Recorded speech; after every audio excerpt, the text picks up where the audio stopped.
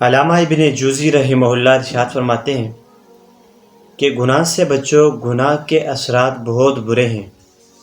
کتنے گناہ ایسے ہیں جس کے کرنے والے مسلسل پستی میں گرتے رہے، اسی طرح ان کے قدم پھسلتے رہے، ان کا فقر بڑھتا رہا، جو کچھ دنیا فوت ہوئی اس پر حسرت بڑھتی رہی، جنہوں نے دنیا پالی تھی ان پر رشک ہوتا رہا۔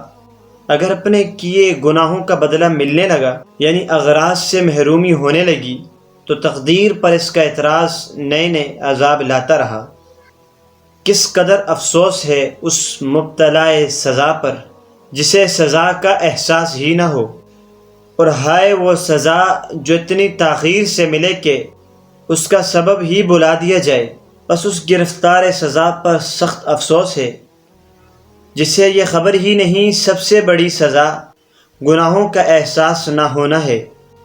سچی توبہ کرو، ممکن ہے کہ سزا کا ہاتھ رک جائے، اور گناہوں سے خصوصاً خلوت کے تنہائی کے گناہ، ان سے بچو، کیونکہ اللہ تعالیٰ کے سامنے گناہ کرنا بندے کو اس کی نگاہ سے گرا دیتا ہے۔ اپنے اور اس کے راز کے تعلقات سنوارے رکھو، جبکہ اس نے تمہارے ظاہری احوال کو سنوارا ہے۔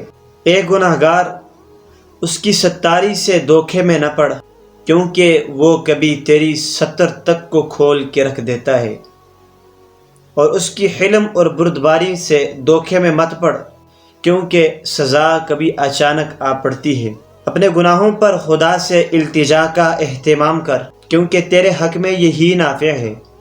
غم کی غذا کھا اور آنسوؤں کا پیالہ پی، غم کی کدال سے خواہشات کے دل کا کنواں کھود، تاکہ اس سے ایسا پانی نکلے جو تیرے گناہوں کی نجاست کو دھو سکے۔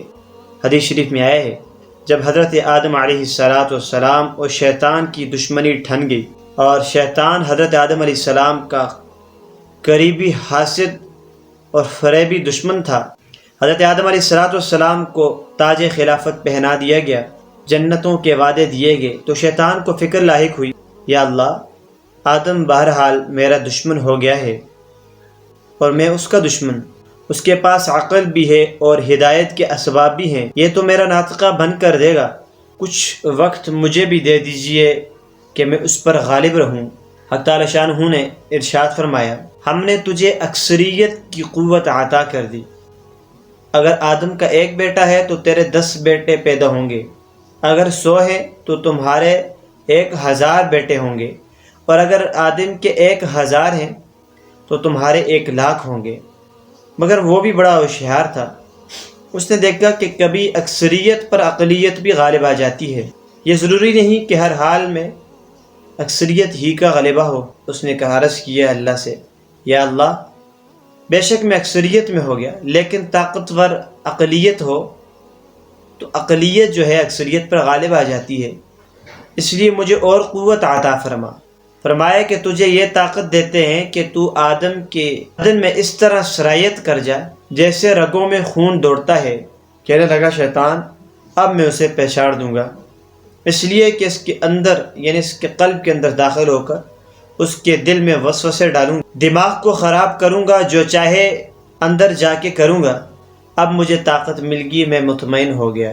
اب حضرت آدم علیہ السلام کو فکر لاحق ہوئی کہ اس کم بخت کی یہ طاقت میرے اندر چلی جائے گی، میرے اندر تو یہ طاقت نہیں کہ میں اس کے اندر چلا جاؤں، اب تو یہ غالب رہے گا اور یہ سب کو جہنمی بنا دے گا۔ تو اللہ رب العالمین سے عرض کیا، یا ربی، مجھے بھی کوئی قوت عطا فرما، طاقت عطا فرما، تاکہ میں اس شیطان مردود کا مقابلہ کر سکوں۔ حق تعالی شانہ نے ارشاد فرمایا، آدم، ہم آپ کو ایسی قوت عطا فرما دیں گے، شیطان کی 1000 کاروائیوں کو ایک دم سب کو ملیے میٹ کر دے گی، اگرچہ کفر تک ہو جائے، توبہ نصیب ہونے پر 1 منٹ میں سارا کفر ختم ہو جائے گا۔ شیطان نے 100 برس کفر کرایا، تم نے ایک سچی توبہ کر لی، اللہ رب العالمین اس 100 برس والے کفر کو ختم کر دیں گے، ملیے میٹ کر دیں گے، اس شیطان کی 100 برس کی کارستانیاں ایک دم میں ختم ہو جائیں گی۔ تو توبہ کی اتنی بڑی طاقت ہے، شیطان بھی اس کا مقابلہ کرنے سے عاجز ہے، اس لیے آدمی کو چاہیے کہ وہ توبہ کو نہ چھوڑے، توبہ کے دامن کو پکڑے رکھے۔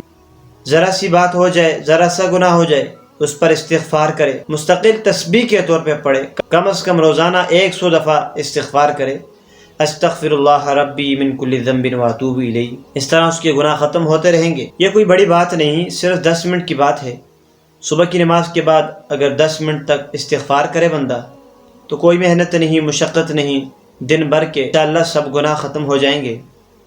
بہرحال قلب کا، دل کا رخ صحیح کیجئے، اعتدال کے ساتھ چلتے رہیے۔ جب گناہ ہو جائے تو معافی مانگ لیجئے، ایک نہ ایک دن منزل تک پہنچ جائیں گے۔ اللہ کے حضور دعا مانگا کریں، یا اللہ ہمیں گناہوں کے مواقع سے بچا۔ توبہ کرتے وقت رونے کے معمول کو معمولی نہ سمجھیں، بلکہ کوشش کریں آنکھوں سے آنسو موتیوں کی طرح گرتے رہیں۔